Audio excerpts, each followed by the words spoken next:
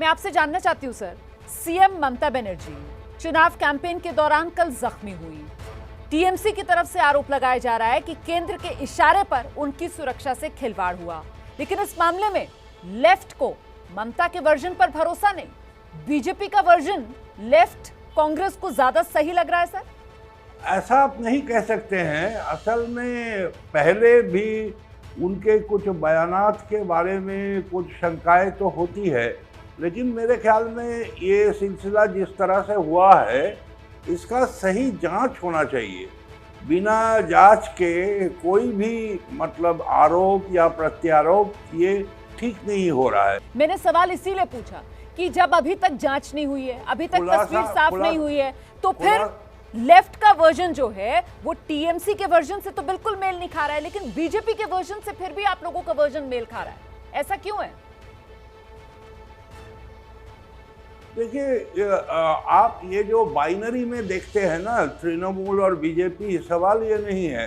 सवाल है आप लोग मीडिया में लोगों का जो सवालात है, लोगों का जो दिक्कतें हैं, उसका जो रोटी रोजी का सवाल है, उससे लोगों को बहकाना चाहते हैं और इस किस्म का मुद्दे को आप उछालना चाहते हैं।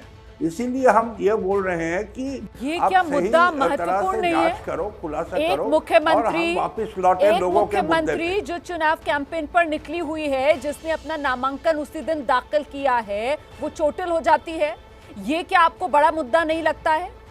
तब जबकि उसी मुख्यमंत्री की तरफ से, उन्हीं की पार्टी की तरफ से चुनाव आयोग में बाकायदा लिखित शिकायत दी जाती है और ये कहा जाता है कि केंद्र के इशारे पर सीएम की सुरक्षा से खिलवाड़ हुआ है। ये आपको इंपॉर्टेंट मुद्दा नहीं लग रहा है सर?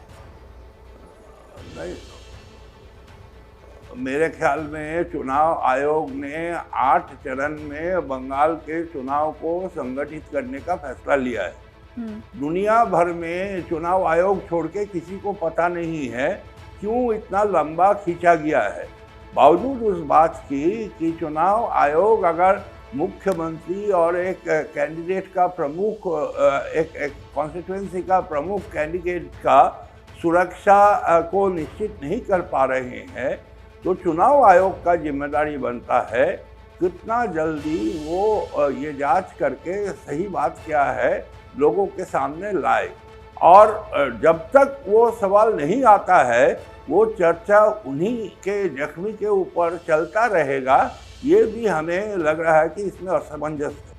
नहीं, आपने जो बात कही सर, मैं इस बात से पूरी तरीके से सहमत हूँ कि जल्द से जल्द तस्वीर साफ होनी चाहिए। ये जिम्मेदारी चुनाव आयोग की है, ताकि दोनों तरफ से जो आरोप लग रहे हैं कि भाई ये पॉलिटिकल माइलेज लेने के लिए, क्या पॉलिटिकल पाखंड तो नहीं किया जा रहा है, क्या ये सुरक्षा में चूक का मामला है, जो भी तस्वीर है वो सामने आनी चाहिए। वोटर का अधिकार है कि सच सामने आए। पर मैं ये जानना चाहती हूँ कि जब अभी तक सच सामने नहीं आया, उससे पहले ही आप लोग ये जो जजमेंट पास कर रहे हैं कि साहब ये तो पॉलिटिकल पाखंड है, ऐसा क्यों कह रहे हैं आप? चोट तो लगी है ना ममता बनर्जी को? हम कहाँ बोल रहे हैं, हम ये बोले हैं उनका जो पुराना रिकॉर्ड उठा के देख लीजिए। उनका जो ओरिजिनल जब चोट आया था उस समय भी ये सब सवाल आया था। बार बार ऐसा होती रही है उनके साथ, तो इसीलिए हम बोला है कि वही एक शंका का सवाल है। लेकिन बावजूद उसकी अगर जांच नहीं होगा, अगर तहकीकात नहीं होगा, पता कैसे चलेगा क्या होगा?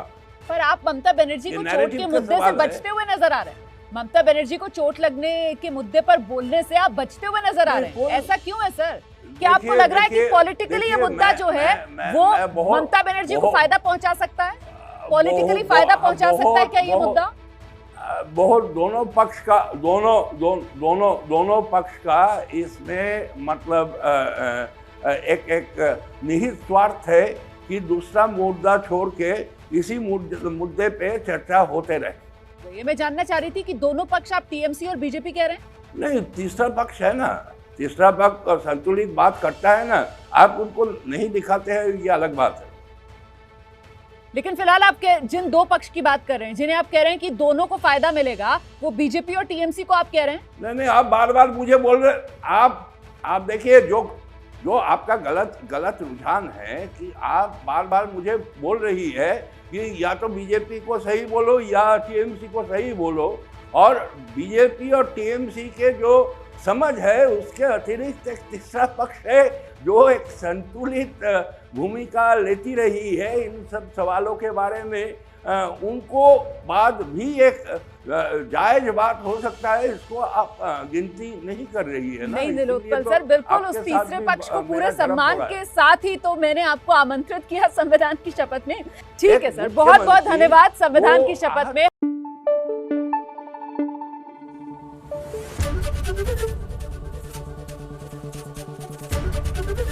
एबीपी न्यूज आपको रखे आगे।